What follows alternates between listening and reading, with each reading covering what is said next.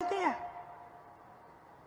तो आजकल जब मुझे नौजवान मिलते हैं, मुझे कहते हैं हम तो इस बार तो हम भरेंगे ही नहीं एप्लीकेशन, हम भर्ती ही नहीं होना चाहते, क्या फायदा है दीदी। तो जहां जहां आप देखो ये सरकार आपको दबाने की कोशिश करती है और आपके भविष्य को नकारती है, सिर्फ अपनी सत्ता, अपना भविष्य देखना चाहती है। आज बेरोजगारी इस देश में 45 सालों में सबसे ज्यादा बढ़ गई है।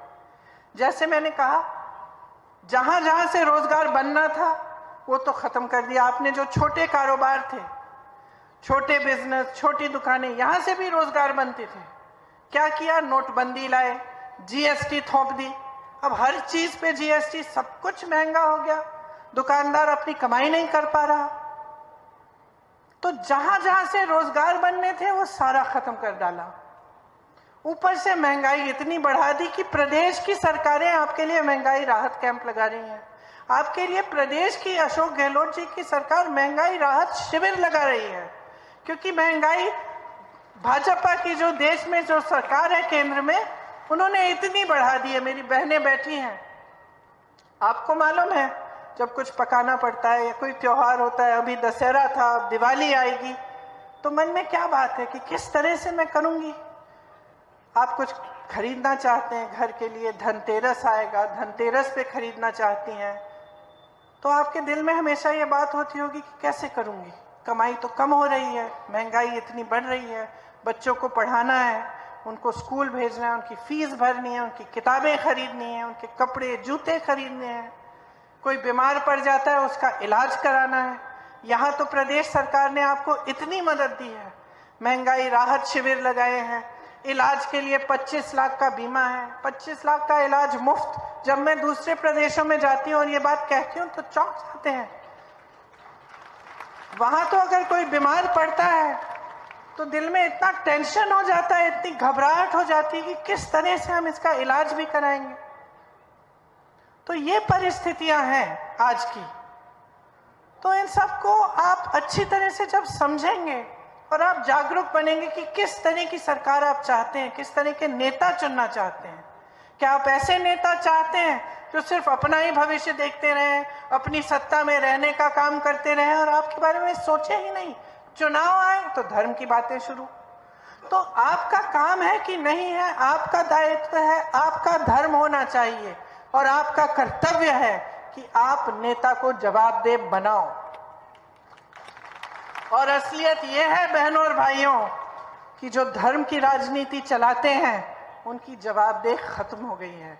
वो समझ गए हैं कि चुनाव के समय धर्म की बात कर लो, जाति की बात कर लो, सबके जज्बात उससे जुड़े हुए हैं, सबको डरा लो, सबको कह दो कि हम धर्म की सुरक्षा नहीं करेंगे तो ऐसा हो जाएगा, वैसे हो जाएगा और वोट मिल जाएंगे।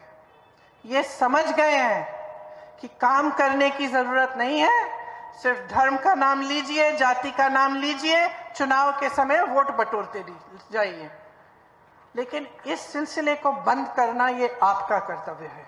जब तक आप जागरूक नहीं बनेंगे, जब तक आप ये तय नहीं करेंगे कि जो नेता है वो काम की बात करे, वो काम करके दिखाए और उसी काम के अनुभव पर आपका वोट लगेगा, तब तक ये राजनीति चलती रहेगी।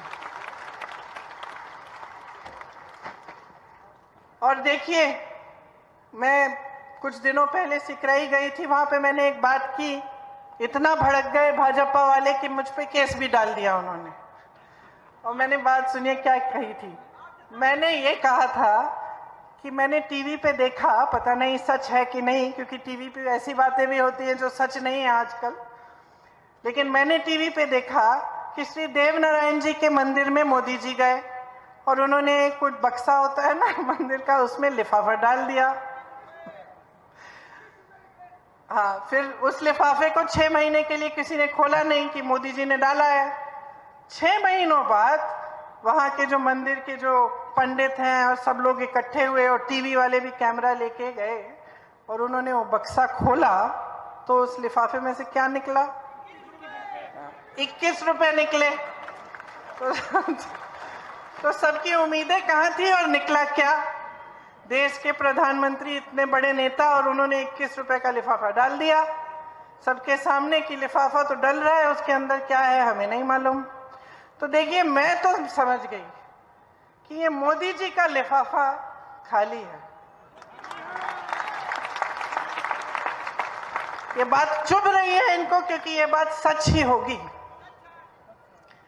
और ये बात इसलिए चुभ रही है क्योंकि जो काम ये करते हैं उससे यही दिख रहा है बार बार। वो कहते हैं महिलाओं के लिए आरक्षण, आरक्षण कब आएगा? 10 साल बाद। बिल पास हुई अभी, आरक्षण आएगा 10 साल बाद। इसका मतलब क्या है? मोदी जी का लिफाफा। हमने जाति जनगणना की बात की, इन्होंने ओबीसी वर्ग के लिए बोला कि हम आगे बढ़ाएंगे, हम खूब काम